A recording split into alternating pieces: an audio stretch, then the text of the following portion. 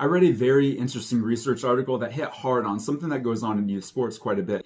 And in the article, the authors talked about relative age effects and biological maturity. In rec and travel sports, we group athletes generally in age categories. We do that because it should be an easy way to divide up teams into levels, but that isn't always the most accurate way to do it. And I'll give you an example. In order to divide athletes into age groups, we have to have an age cutoff date. If you were born on or before this certain date, you are in this age group. When I was playing youth sports, my birthday was literally on the birthday cutoff date. So what that meant was I was always going to be the absolute youngest on the team. If I had been born one day later, I would have been the absolute oldest on the team. Thanks, Mom. You couldn't have waited one more day?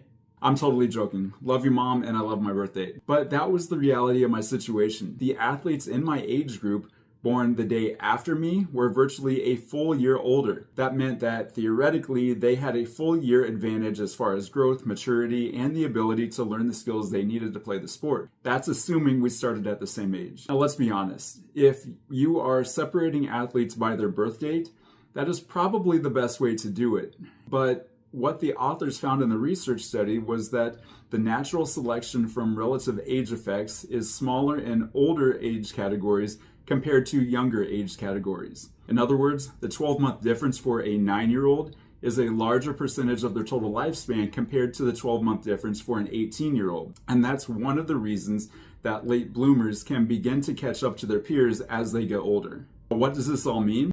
Everyone involved in youth sports knows how competitive it is. And if we are focused on winning rather than development, especially at the 13U level and younger, some of those late bloomers tend to get left behind, not get as much help or coaching as they need, and might end up dropping out of the sport completely simply because they haven't hit their peak height velocity or aren't as physically mature as the other athletes in their same age category. So this is one of the many reasons we see such large disparities between athletes in youth sports, and other reasons we need to shift our attention back to youth development. If we do that, we will see more youth athletes being successful long-term, higher participation rates, and more confident and resilient kids as they move into those crucial teen years.